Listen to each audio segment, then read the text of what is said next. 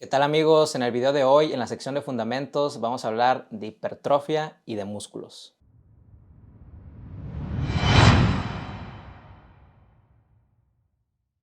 ¿Pero qué es el músculo? El músculo no solamente es algo que nos ayuda a realizar ejercicio o algo que nos ayuda a lucir bien físicamente. El músculo tiene múltiples funciones en el organismo, en el día a día, en nuestra vida cotidiana. Y bueno, comenzando con que es un tipo de tejido muy peculiar, tiene un tipo de células muy peculiares, son cilíndricas, muy alargadas, que llegan a medir incluso centímetros. Además son multinucleadas, tienen múltiples núcleos que ayudan a sintetizar gran cantidad de proteínas. También el músculo tiene la capacidad contráctil que nos ayuda a generar fuerza, y ese tipo de fuerza es únicamente generada por el músculo esquelético. Tenemos otro tipo de músculos, como lo es el músculo liso, el músculo cardíaco, que si bien tienen la capacidad de contraerse, no se contraen con la misma fuerza que el músculo esquelético. Además, el músculo también es secretor de un tipo de moléculas que son benéficas para el organismo, como lo son las miocinas, y funge como un almacén de glucógeno en nuestro cuerpo. De hecho, es el almacén más grande de glucógeno que tenemos en el cuerpo, pudiendo almacenar entre 400 a 700 gramos de glucosa en forma de glucógeno. Sabemos que nuestros músculos tienen la capacidad de crecer, de incrementar su tamaño a través del ejercicio físico, en un proceso que conocemos como hipertrofia muscular. Pero, ¿cómo es que se da este proceso? Bueno, primero vamos a definir lo que es hipertrofia, y es algo muy sencillo. La hipertrofia no es más que el incremento de la sección transversal del músculo esquelético o el incremento en el diámetro de las fibras musculares. Podemos determinar esta hipertrofia mediante diferentes métodos, unos más o menos invasivos. Uno de estos métodos son por medio de imagenología, como lo es DEXA y ultrasonido. También tenemos mediante cortes transversales, mediante micrografías con un marcaje de fluorescencia o inmunotinción. También podemos determinar el crecimiento muscular con antropometría, realizando una medición de los perímetros musculares y de la composición corporal. Y finalmente también podemos medir esta hipertrofia de una forma más subjetiva, con lo que serían fotografías y videos. Y esto tiene bastante relevancia en el culturismo, ya que al ser un deporte de apreciación que se califica subjetivamente, nosotros podemos basar también el progreso de nuestros clientes o de nosotros mismos a través de una comparativa, a través del tiempo, de fotografías o videos. Para comprender mejor cómo se lleva a cabo este proceso de hipertrofia, vamos revisando la estructura del músculo. Primero, vámonos al nivel más pequeño de organización estructural funcional en el músculo esquelético, lo que sería el sarcómero.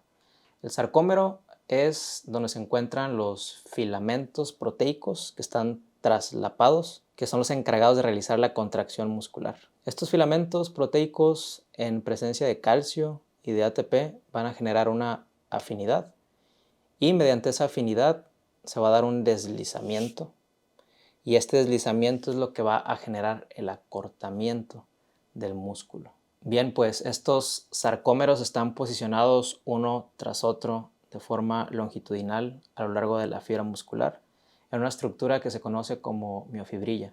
Existen múltiples miofibrillas empaquetadas dentro de las células musculares, que son las fibras musculares.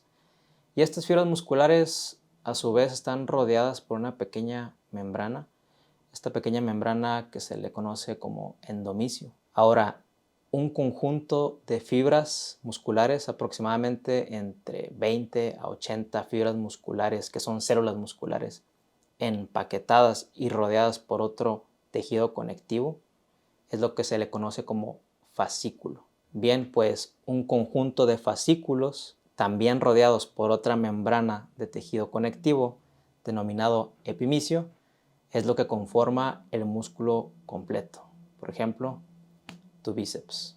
Como te podrás dar cuenta, también es un montón de tejido conectivo, todo con una finalidad, desde el endomisio, perimisio y epimisio, y esta finalidad es de mantener la forma y la estructura del músculo esquelético a pesar de las grandes fuerzas a los que lo sometemos constantemente durante el ejercicio físico o movimientos cotidianos. Todos estos elementos estructurales están involucrados en el crecimiento muscular. Pero la pregunta entonces sería, ¿cómo nosotros estimulamos este crecimiento muscular?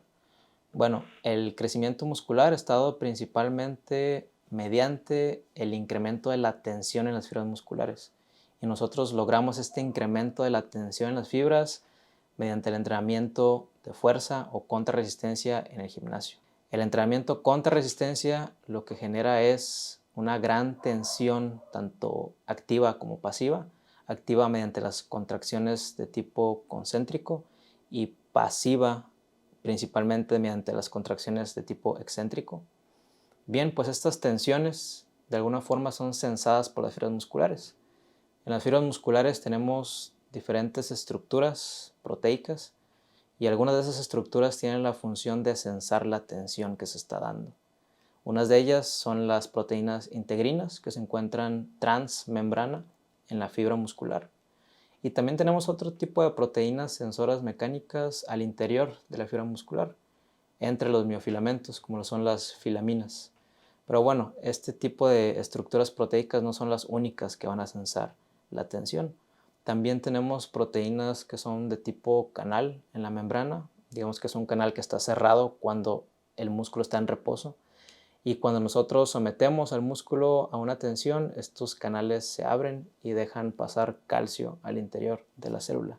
O sea que el calcio también está implicado en la señalización de la síntesis de proteínas musculares. Claro, también ocurren otros procesos al interior de la célula que ya explicaremos en otro video, tal vez más enfocado a vías de señalización para el incremento de la síntesis de proteínas.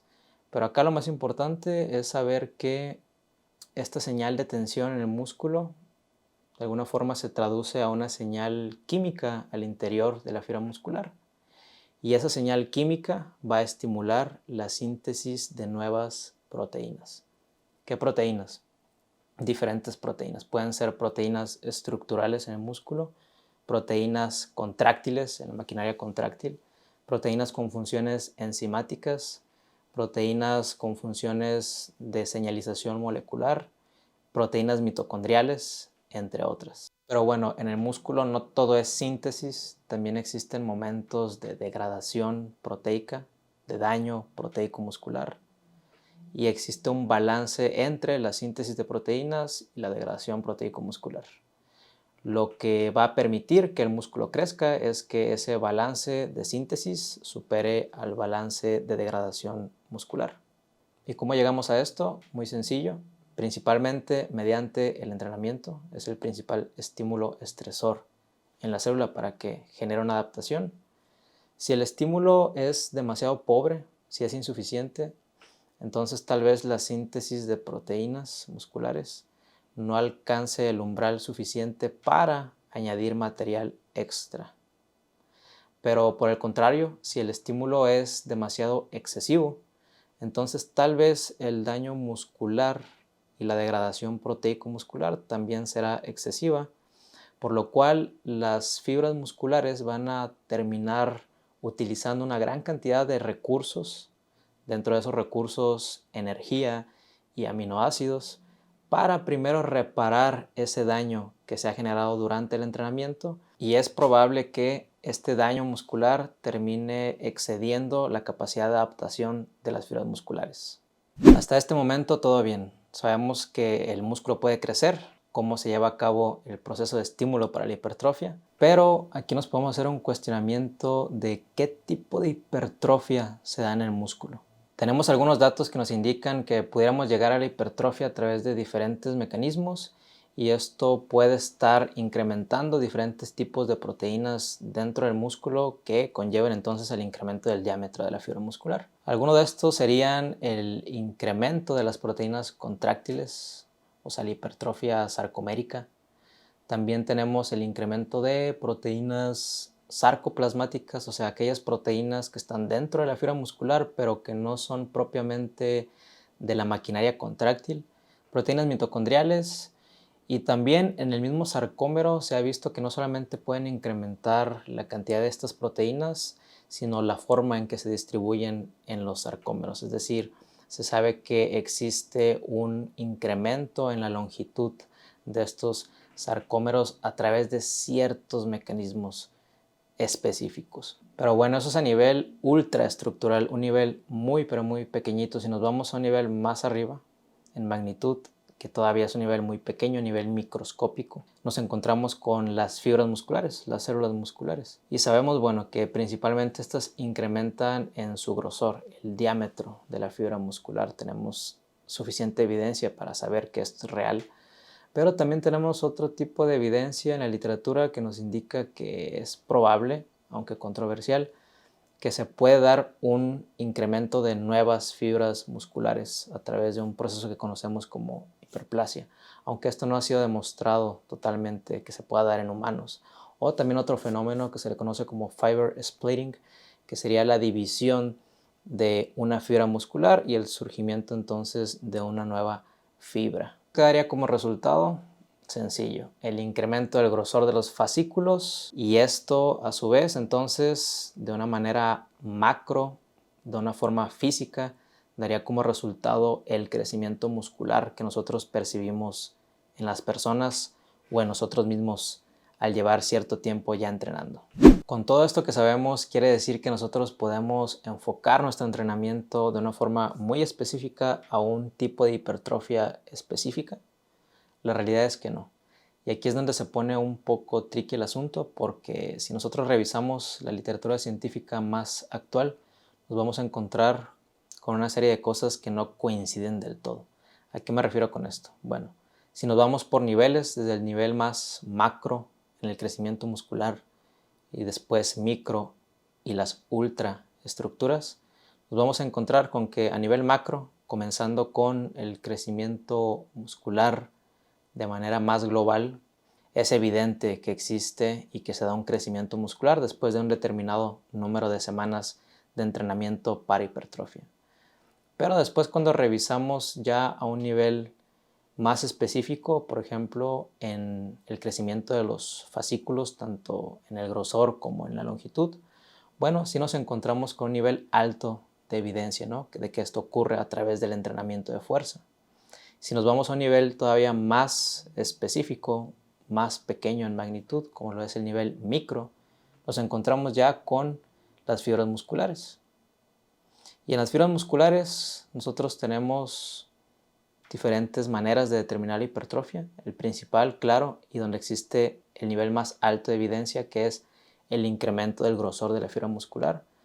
Pero también las otras determinaciones que se pueden llegar a dar, como lo es el incremento de la cantidad de fibras musculares mediante la hiperplasia o mediante el fiber splitting, que es la división de una sola fibra muscular, pues ya nos comenzamos a encontrar con un nivel de evidencia bajo. O sea que la literatura nos está dando ciertas pistas de que el crecimiento muscular ocurre principalmente mediante el incremento de las mismas fibras musculares de forma individual. Y si nos vamos todavía a un nivel más específico, como lo es el nivel ultra microscópico, donde se encuentran las proteínas dentro de la célula, como lo son las proteínas de las miofibrillas o proteínas sarcoplasmáticas, nos encontramos todavía con un nivel de evidencia más bajo y todavía más controversial. En este nivel podemos encontrar muy poca evidencia que nos indique que se da el incremento del diámetro de la fibra muscular a través de la hipertrofia sarcoplasmática, pero sí un poco más de evidencia, aunque controversial, que este incremento del diámetro se está dando gracias a un incremento de las proteínas contráctiles, o sea, de las miofibrillas compuestas por miofilamentos. A resumidas cuentas, sabemos que el músculo puede crecer mediante un estímulo, pero no sabemos exactamente cómo esto sucede a nivel ultramicroscópico dentro de la fibra muscular. Y quizá nos pudiéramos preguntar en este momento, ¿cómo es que no tenemos la certeza de cómo ocurre este crecimiento desde el interior de la fibra muscular? Bueno, es que cuando comenzamos a ver estos eventos involucrados en la hipertrofia de manera muy aislada, quizá es donde comenzamos a fallar en el razonamiento. Más bien tendríamos que verlo como algo global, donde todos estos eventos de hipertrofia, todas estas formas en las que se llega a la hipertrofia muscular, están involucradas y van de la mano, probablemente unas en mayor magnitud que otras. Por ejemplo, el incremento del grosor de las miofibrillas en mayor medida que la hipertrofia sarcoplasmática, pero sin lugar a dudas, todo lo que conlleve un incremento de proteínas en la fibra muscular, tanto proteínas miofibrilares, sarcoplasmáticas e incluso las mismas proteínas mitocondriales o proteínas de la matriz extracelular, van a terminar generando el crecimiento muscular. Y lo que sí sabemos es que si el músculo crece, quiere decir que el contenido de proteínas en ese músculo ha incrementado. Y si el contenido proteico de un músculo ha incrementado, quiere decir que en algún momento se tuvieron que haber sintetizado más proteínas. ¿De qué tipo?